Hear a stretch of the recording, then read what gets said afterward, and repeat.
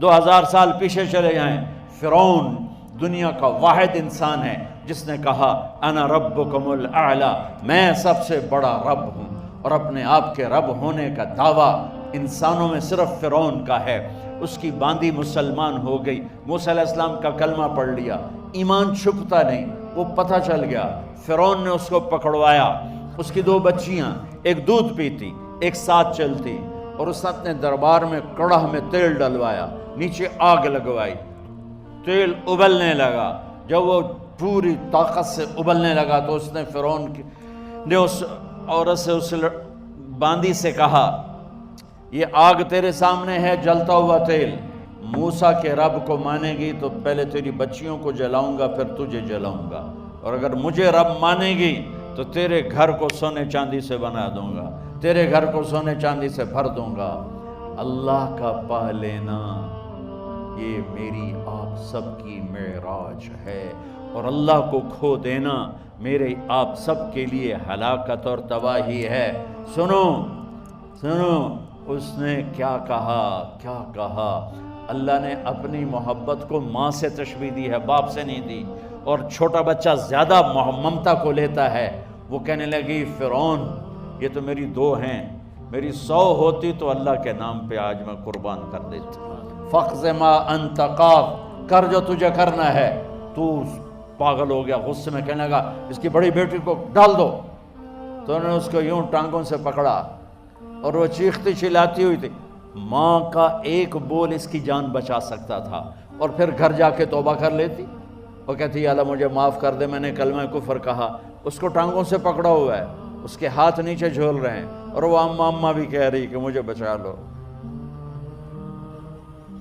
ماں نے اپنی آنکھوں سے بچی کو تیل میں یوں ڈوبتے دیکھا، اور پھر وہ ابھری جیسے مچھلی تلنے کے لیے، جیسے مچھلی تلی جاتی تو باہر آ جاتی، اوپر آ جاتی، تو وہ ایسے بلبلے اٹھ رہے تھے۔ وہ ایک ہی لمحے میں اس کی تو جان گئی، ایک آنسو کا قطرہ اس نے نہیں نکلنے دیا اپنی آنکھوں سے، اور اپنے دل کو جب مضبوط کیا تو میرے رب کی غیرت، میرے رب کی رحمت محبت حرکت میں آئی۔ اللہ نے ماں کی آنکھوں سے پردہ ہٹا دیا، اور ماں نے اپنی بیٹی کی روح کو نکلتے دیکھا، اور وہ کہہ رہی ہے اصبری یا فإن لک من الأجر کذا وکذا، ماں جی ڈرنا نہیں، صبر کرو، جنت تیار ہے، جنت تیار ہے، بشرو۔ معصوم بچی کو تو پتہ بھی نہیں تھا کہ کیا ہونے والا ہے، اس کو پکڑ کے یوں ڈالا، اس کی تو آہ بھی نہ نکلی، اور وہ مچھلی کی طرح تلی گئی۔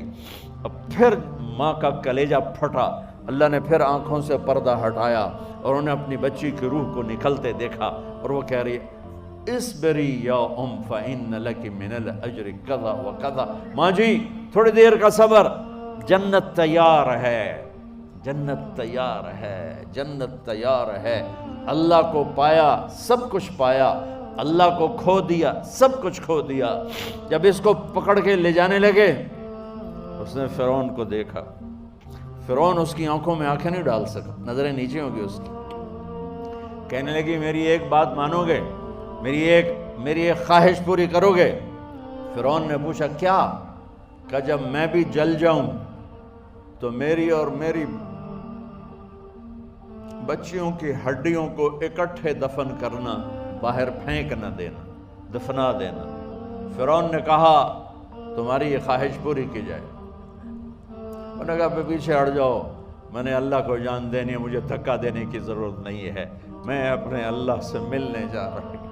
سبحان اللہ، جب اللہ مطلوب ہوتا ہے تو موت محبوب بن جاتی، جب اللہ کی نافرمانی ہوتی ہے تو موت سے نفرت ہو جاتی ہے، مرنا عذاب نظر آتا ہے۔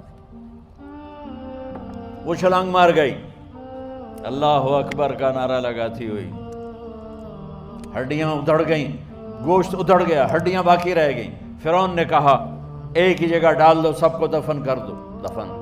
2000 سال کے بعد بچوں بچیوں، 2000 سال کے بعد موسیٰ علیہ السلام کے 2000 سال کے بعد جناب رسول اللہ صلی اللہ علیہ وسلم دنیا میں تشریف لائے۔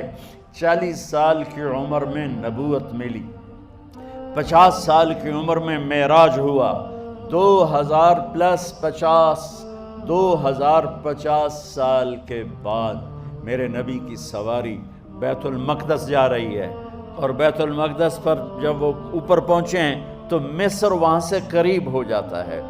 جب وہ اترنے لگے تو میرے نبی نے کہا جبریل جنت کی خوشبو آ رہی ہے، جبریل جنت کی خوشبو آ رہی ہے، کہاں سے؟ ابھی تو جنت اوپر ہے، ابھی تو اوپر جانا ہے، تو یہ زمین سے جنت کی خوشبو کیا آ رہی ہے؟ تو جبریل نے عرض کی یا رسول اللہ فرعون کی ایک باندی تھی